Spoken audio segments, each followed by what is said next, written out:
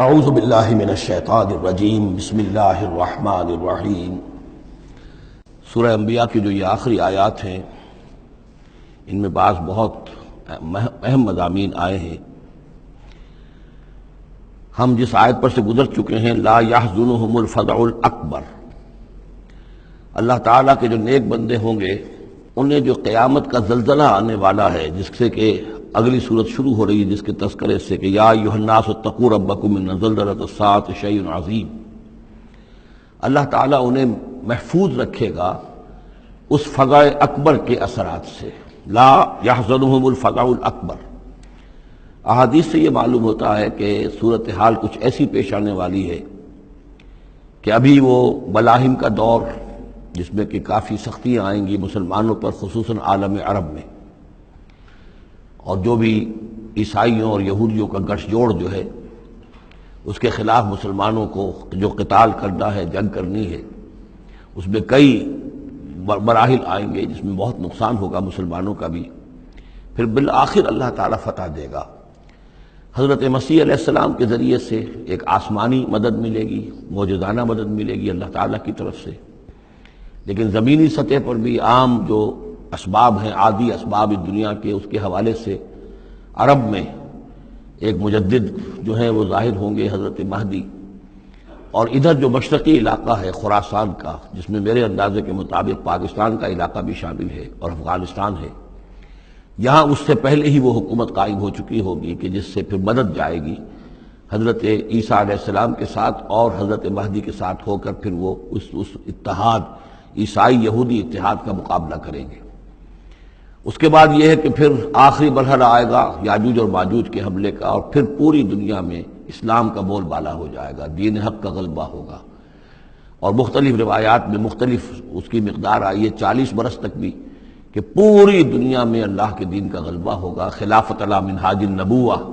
جس کی کہ خبریں ہیں حدیث کے اندر کہ 5واں دور وہ آنا ہے ابھی حضور صلی اللہ علیہ وسلم کے زمانے سے لے کر، پہلا دور دور نبوت، پھر دور خلافت علی منہاج النبوہ، پھر ظالم ملوکیت کا دور، پھر غلامی والی ملوکیت کا دور، اور پھر خلافت علی منہاج النبوہ کا دور۔ اور اب جب یہ خلافت آئے گی تو پھر یہ کل روئے ارضی پر ہوگی، گلوبل ہوگی۔ لا یبقى علی ظہر الارض بیت وبر ولا بدر الا ادخلہ اللہ کلمۃ الاسلام، کوئی گھر اور خیمہ ایسا نہیں رہے گا دنیا میں پورے روئے ارضی پر جس میں کلمہ اسلام داخل نہ ہو جائے۔ اور یہ جو فرمایا حضور نے کہ ان اللہ زوالی الارض،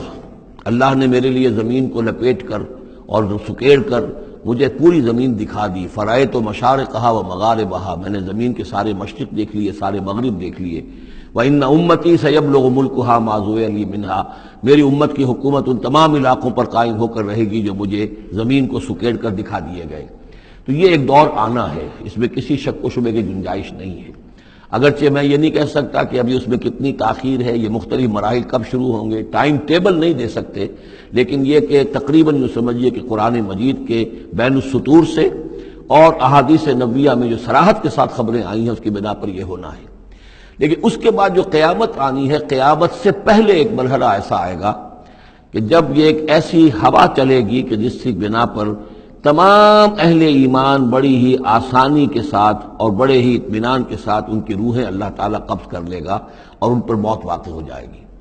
پھر دنیا میں سوائے شریروں کے اور بدماشوں کے اور فساق و فجار کے کوئی نہیں رہے گا، تو پھر ان پر قیامت قائم ہوگی، اور ان کے لیے پھر یہ فزع الاکبر بھی ہے جس کا ذکر ہو رہا ہے یا سورہ انبیاء کے آخر میں، اور انہی کے لیے وہ زلزلۃ الساعہ ہے کہ جس کو کہ اس وقت لوگ جو ہے وہ دیکھیں گے، وہ ساری جو بھی سختیاں ہیں قیامت کی وہ ان کو برداشت کرنی ہے۔ اللہ اپنے نیک بندوں کو اس سے پہلے ہی ایک ایسی ہوا بھیج کر کے جس سے جس کے دل میں بھی ایمان ہوگا اس کی بڑی اطمینان اور سکون کے ساتھ اس کی موت واقع ہو جائے گی۔ اللہ تعالیٰ ان کو اس فزع اکبر سے اور زلزلہ عظیم سے بچا لے گا۔ اس کی صریح خبریں موجود ہیں احادیث نبویہ میں۔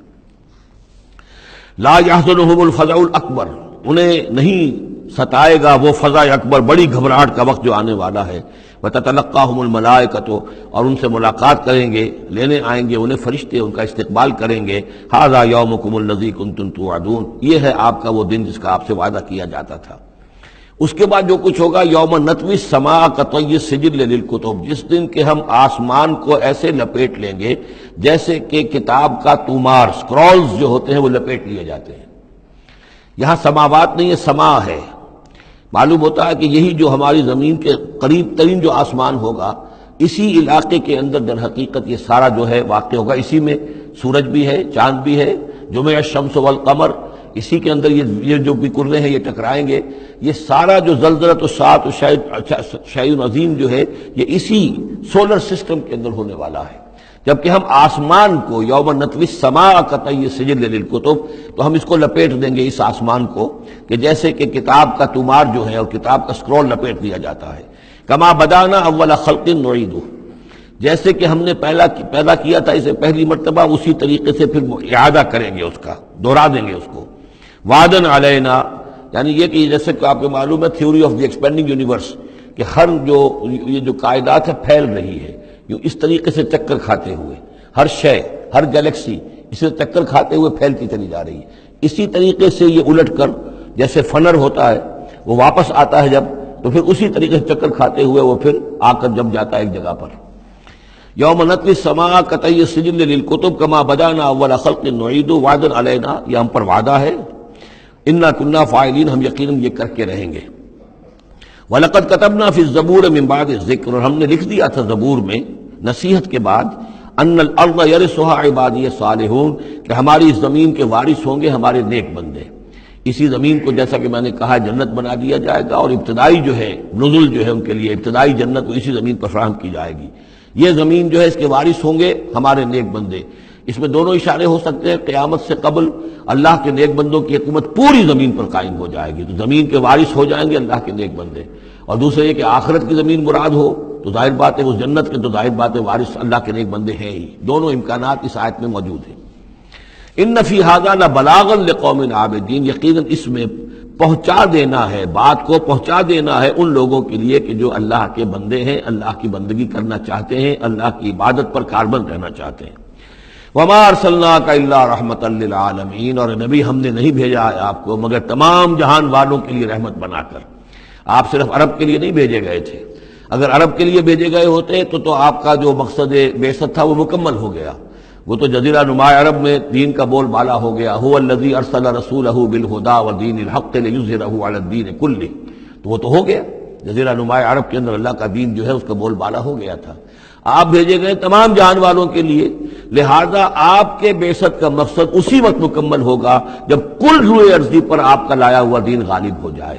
تب جا کر، جس کو اقبال نے کہا ہے کہ وقت فرصت ہے کہاں، کام ابھی باقی ہے، نور توحید کا اتمام ابھی باقی ہے۔ تو وہ اتمام جو ہے ایک اعتبار سے تو ہو گیا تھا، جزیرہ نما عرب کی حد تک اتمام ہو گیا، لیکن یہ کہ دنیا جو ہے تو بہت بڑی تھی، نوع انسانی جو ہے بڑی جو ہے اس تک ابھی دین کو پھیلانا تھا، پہنچانا تھا۔ دور خلافت راشدہ میں وہ سلسلہ شروع ہوا ہی تھا، لیکن اس کے بعد ایک سازش کے نتیجے میں عبداللہ ابن سبا نے جو سازش کی یہودی نے اور مسلمانوں کو آپس میں لڑا دیا، ایک فتنۃ الکبریٰ پیدا ہوا، جس کے نتیجے میں حضرت عثمان شہید کیے گئے، اور پھر باہمی خانہ جنگی ہوئی، 1,00,000 مسلمان ایک دوسرے کی تلواروں اور نیزوں سے ختم ہو گئے، تو وہ پروسیس وہیں رک گیا۔ اس کے بعد سے تو ہم اس کے واپس آئے ہیں، وہ دین کا جو غلبہ تھا وہ دین سے ہم پیچھے ہٹے ہیں، پسپائی ہوئی ہے۔ لیکن یہ کہ دنیا ختم نہیں ہو سکتی جب تک کہ محمد رسول اللہ صلی اللہ علیہ وسلم کا مقصد بعثت بتمام و کمال پورا نہ ہو، اور مقصد بعثت آپ کا ہے اظہار دین الحق، اللہ کے دین کا غلبہ، اور یہ اللہ کے دین کا غلبہ کیونکہ آپ پوری نوع انسانی کے لیے بھیجے گئے ہیں، لہذا کل عالم انسانی پر اس کا ہونا لازم ہے۔ یہ گویا کہ صغرا کبرا قرآن سے ثابت ہے، لیکن اس کی صراحت کے ساتھ خبریں احادیث میں ہیں۔ وما ارسلناک الا رحمتا للعالمین قل انما یوحی الی انما الہکم الہ واحد، اے نبی ان سے کہہ دیجئے یہ بات میری طرف وحی کی جا رہی ہے کہ تمہارا الہ بس ایک ہی الہ ہے، فہل انتم مسلمون، تو اب تم اس کی فرما برداری اختیار کرتے ہو یا نہیں؟ فإن تولوا، پھر اے نبی اگر یہ منہ موڑ لیں، پیٹھ دکھا دیں، فقل آذنتکم علی سواء، تو کہہ دیجئے میں نے تمہارے کان کھول دیے ہیں، میں نے اللہ کا پیغام تمہیں کھلم کھلا ڈنکے کی چوٹ پہنچا دیا ہے ہر ایک کے لیے۔ اب تمہارے سرداروں کو بھی میں نے بات سمجھا دی ہے، عوام کے سامنے بھی پیش کر دیا ہے، سب کے لیے برابر، کوئی طبقہ ایسا نہیں رہا ہے اس تمہارے معاشرے کا جس کے سامنے کہ میری دعوت نہ پہنچ چکی ہو۔ اب آذنتکم علی سواء، سب کو یکساں میں نے سنا دیا، پہنچا دیا، اللہ کی تبلیغ کا حق ادا کر دیا۔ ان ادری اقریب ام بعید ما توعدون، یہ میں نہیں جانتا کہ جس چیز کا تم سے وعدہ کیا جا رہا ہے، جس چیز کی دھمکی دی جا رہی ہے، جو عذاب آنے والا ہے، وہ قریب ہے یا دور ہے؟ ٹائم ٹیبل میں نہیں دے سکتا، لیکن یہ کہ تمہارے اوپر جو بھی تمہارے کرتوتوں کے نتائج ہیں وہ بالآخر وہ تمہارے اوپر تمہاری شامت اعمال بن کر آئیں گے۔ وَإِنْ أَدْرِي أَقَرِيبٌ أَمْ بَعِيدٌ مَا تُوعَدُونَ، وہ قریب ہے یا دور ہے یہ میں نہیں کہہ سکتا۔ یہی جیسا کہ میں عرض کر رہا ہوں کہ یہ تمام جو سلسلہ ہے کہ جو احادیث نبویہ اور قرآن مجید، اور نہ صرف یہ کہ احادیث نبویہ بلکہ سابقہ جو کتابیں ہیں، آخر وہ بھی کتابیں تھیں اللہ کی، ان میں تحریف تو ہوئی ہے لیکن پھر بھی حق بات بھی موجود ہے، اس میں بھی جو پیشن گوئیاں موجود ہیں۔ چنانچہ آپ دیکھتے ہیں کہ اس وقت دنیا میں ہر اعتبار سے یہ جو چند سال اب رہ گئے ہیں اس صدی کے، 1999 اور 1998 بھی اس میں شامل ہے، پھر یہ کہ اس صدی کے اختتام پر اور پھر اگلی صدی کے شروع ہونے کے بارے میں نوسٹریڈیمس کی پیشن گوئیاں، شاہ ولی کی پیشن گوئیاں، پچھلے دنوں تو اخبارات میں آیا کہ گاندھی جی کی بھی کوئی پیشن گوئیاں برآمد ہوئی ہیں جو بھی اسی عرصے کے لیے تھی، شاید وہ بھی کہیں کوئی سنیاسی سے کچھ انہوں نے سنا ہو، وہ کوئی ان کی کوئی ایک وہ جو ہے ڈائری برآمد ہوئی ہے، جنگ میں خبر سنی تھی، شائع ہوئی تھی۔ وائن برگر جو ہے جو رہا ہے پچھلی حکومت کے اندر بڑا اہم، اس کی یہ پیشن گوئیاں ہیں۔ تو یہ سارا جو ہے، اور جو بائبل کی آخری کتاب ہے بک آف ریولیشن، حضرت یوحنا، حضرت یحییٰ جو حضرت مسیح کے حوارین میں سے تھے، ایک یوحنا تو وہ ہے جو نبی تھے، یحییٰ وہ تو نبی تھے، جان دی بیپٹسٹ، ایک یہ جان ہیں جو حواری ہیں جن کے کہ وہ مکاشفات ہیں کہ جو آخری کتاب ہے بائبل کی، اور یہ احادیث نبویہ ہیں کہ جن میں کتاب الملاحم اور کتاب و آثار الساعہ وغیرہ ہیں، کتاب الفتن، تو ان سب سے معلوم ہوتا ہے کہ یہ چیزیں اب آنے والی ہیں اور معاملہ زیادہ دور نہیں رہا ہے، لیکن کتنا قریب ہے یہ بھی ہم نہیں کہہ سکتے۔ وَإِنْ أَدْرِي أَقَرِيبٌ أَمْ بَعِيدٌ مَا تُوعَدُونَ إِنَّهُ يَعْلَمُ الْجَهْرَ مِنَ الْقَوْلِ وَيَعْلَمُ مَا تَكْتُمُونَ، یقیناً اللہ تعالیٰ جانتا ہے کھلی بات کو بھی جو بلند آواز سے کہی جاتی ہے، اور وہ تو اس کو بھی جانتا ہے جسے تم چھپاتے ہو اپنے دلوں کے اندر۔ وَإِنْ أَدْرِي لَعَلَّهُ فِتْنَةٌ لَكُمْ وَمَتَاعٌ إِلَىٰ حِينٍ، اور میں نہیں جانتا، میں نہیں کہہ سکتا، ہو سکتا ہے کہ ابھی اس تاخیر میں تمہارے لیے کوئی آزمائش ہو، اللہ تمہیں ابھی اور fresh lease of existence grant کر دے، تاکہ یہ کہ تمہیں ایک کچھ عرصے کے لیے اس دنیا میں رہنے کا اور بسنے کا اور فائدہ اٹھا لینے کا موقع مل جائے، لیکن بالآخر ہونا وہ ہے جو میں بتا رہا ہوں، اس کے اندر کوئی شک نہیں ہے، وہ شدنی امر ہے۔ قال رب احکم بالحق، کہا نبی نے، رسول نے صلی اللہ علیہ وسلم، پروردگار اب حق کے ساتھ فیصلہ فرما دے۔ یعنی یہ کہ نبی اکرم صلی اللہ علیہ وسلم کا بھی دیکھیے، جیسے میں نے بار بار کہا ہے کہ آخر یہ اتنا طویل ہو گیا تھا رد و قضا کا مسئلہ کہ آپ کی طبیعت کے اندر بھی اب بات یہ آ رہی تھی، پروردگار اب فیصلہ سنا دے۔ قال رب احکم بالحق، پروردگار اب حق کے ساتھ فیصلہ سنا دے۔ وربنا الرحمن المستعان علی ما تصفون، اور یقیناً اب ان کی طرف خطاب کر کے، ہم تو جس سے مدد طلب کر رہے ہیں وہ ہمارا رب ہے رحمان، ہم اپنے رب سے رحمان سے جو مستعان ہے، جس سے کہ مدد طلب کی جاتی ہے، ہم طلب کر رہے ہیں ان تمام چیزوں کے خلاف جو تم کہہ رہے ہو، جو تمہاری باتیں ہیں، جو تم نے جو اعتراضات کیے ہیں، جو تم نے مجھے زج کیا ہوا ہے، ان سب کا مقابلہ میرے پاس تو یہ ہے کہ میں اپنے پروردگار سے ہی مدد طلب کر رہا ہوں۔ صدق اللہ العظیم۔